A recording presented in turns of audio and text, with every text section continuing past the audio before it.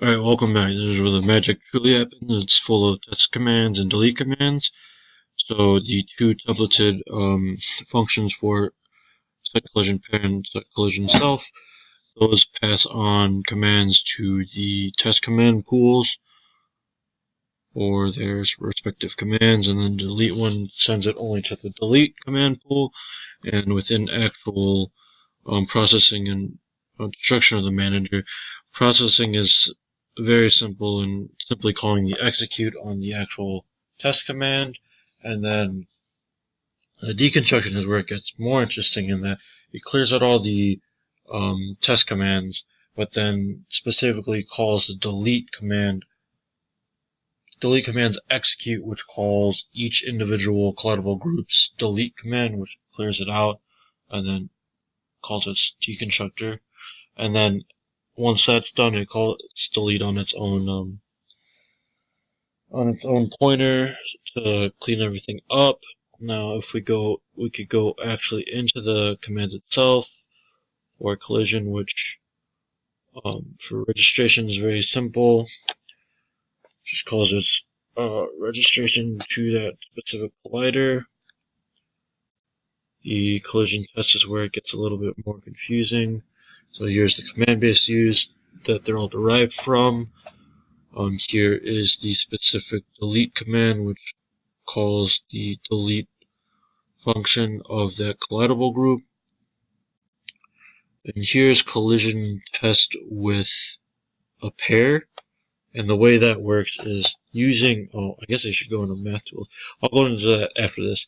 But essentially using two B-spheres, it compares two objects if they collide based off of the intersection math, which is that very small math bit I showed you before with the two centers being less than the not the sum, but the multiplication of the sum of the two radiuses. And if they are colliding, then it would be red. If not, they would be black. And very similarly done in the collision test itself. The only true difference is that the second iterator is the same as the first, so it'll always be going off. Yeah. Past that, there's the deregistration, which simply calls a deregistration code from the actual collidable group. Now, from there, we could actually look into the tools, which is here, pmath tools, which only has a static bool for the two B-sphere interaction. And here's the code for that. Realistically, I guess we could add more math code, or we will be adding more math code, or at least more intersects for the different types of collision volumes, so on and so forth. But connected to these is the visualizer tool, and visualizer tool is set up as a singleton so that it only creates the stuff which is called, and it has this here render B sphere, which is what creates the actual B spheres to see in full of color.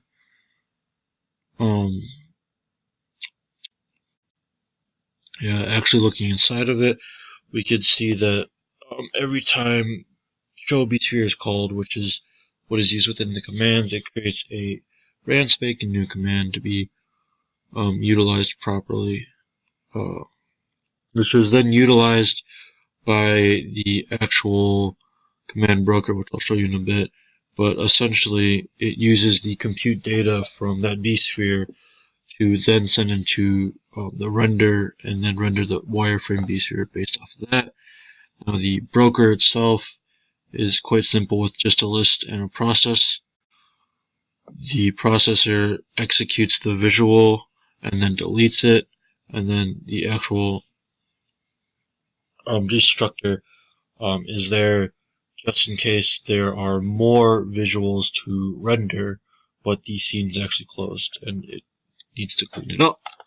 Now, within the actual system draw, we had the order of visualizer first, within the drawable, and that's so that the actual B-spheres show up surrounding the actual drawn objects.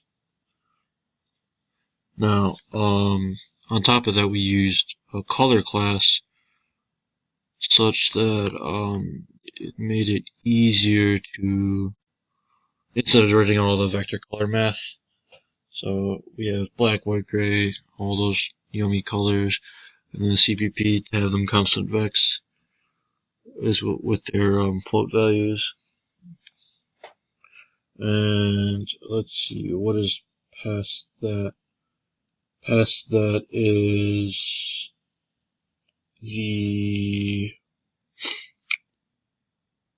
oh, I'm missing something. Past that is the sprites. So sprites I had as a class for it to be called, which is derived from drawable since it only uses the drawing function rather than everything else within GameObject. So within drawable, it has the private of its own graphic object, the world, rotation, scale, transform, as well as original height and width, so that the user can have access to set functions to touch it.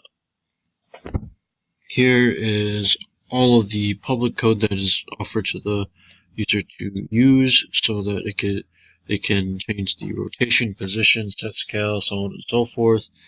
Like in my own demo code, I use it to set the position of the reticle to be in the center, but then completely off screen while going into God mode and other things like that.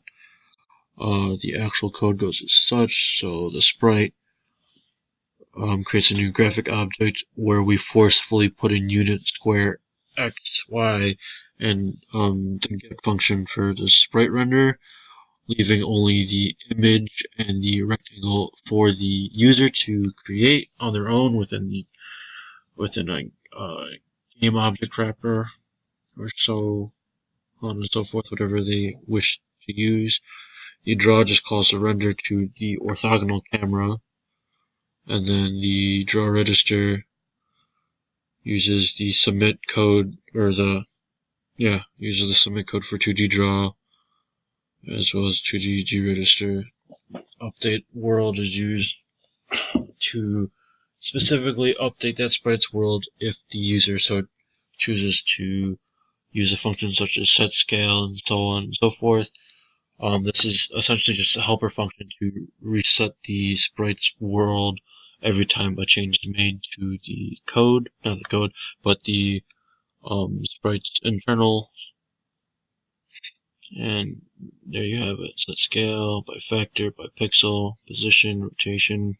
And then this is a cheeky little move function that could be thrown into an update cycle so that your sprite can move around the screen and be all fancy and stuff. There's set origin. Now, the only real system associated with this is draw, which I've explained before on how exactly that works, and that I modified draw to have 2D functions or 2D registrations and deregistrations, as well as 2D update commands and not update commands, but I updated the commands to have a 2D version as well, just so they could all be registered through the draw itself. Now, last but not least is the GameObject lifecycle, which is in GameObject itself. And GameObject used to be a very empty class, like you said in the very beginning, but now it's full and bristling with life. So it comes with registration states as constructors, and then actual registrations. Most importantly, it has the scene entry and scene exit, which is user-defined code. But the way it works is that submit entry and submit exit calls the command to be sent out specifically for that game object to be either entered or removed, and that then calls to the connect to scene code, which then calls forth the user-defined scene entry or the user-defined scene exit. And this instructor just deletes its commands. Now, the place that I specifically use this is within the, not there, is within my game demos, bullet farms, or not farms, factories. So like, the proper recall that I use here is the,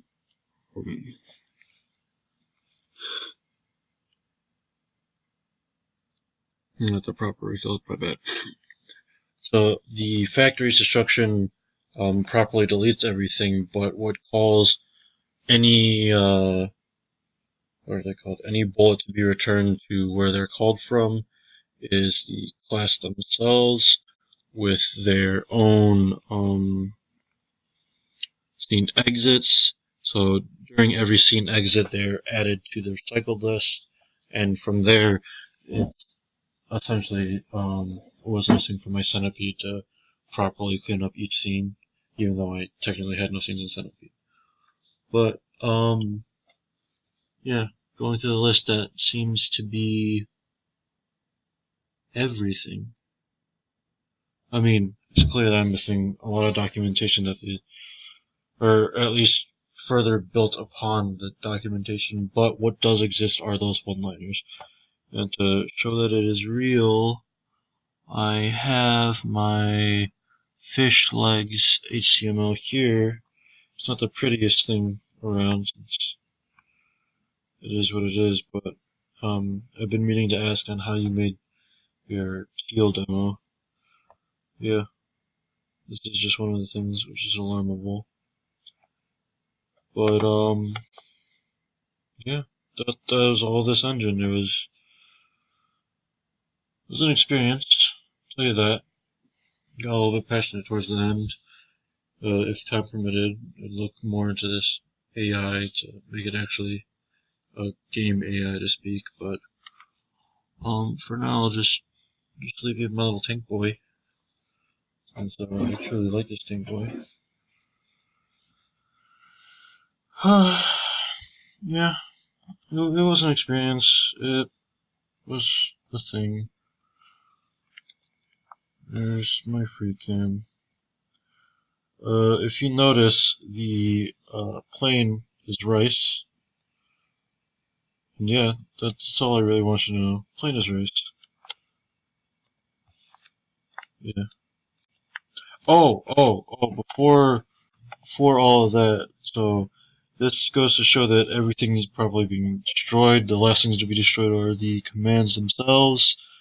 But before that, all the objects and so on and so forth are destroyed. There we go. Everything gets destroyed.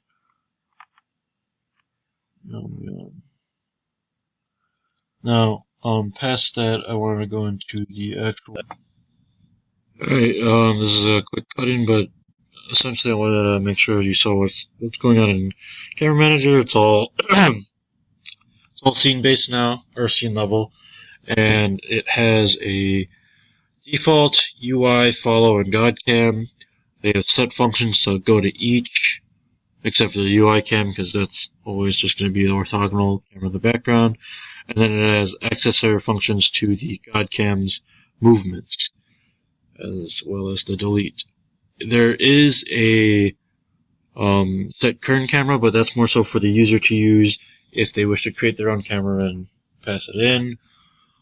And the actual code goes as such, so the constructor sets up all the internal variables defined within the header file, and then calls forth the actual construction of each camera. Each camera is made as such, creates a new sets orientation and viewports based off of what was done before. Same with default camera, same with follow camera. Follow camera now has this function here, so that object rotation and object position are passed in by the user to define what object they want the follow cam to actually look at. God cam is here, and these are all the functions for them to call and edit the God cam's position with using get key. That is all, and I want to die. Peace out. Girl Scout. Watch out.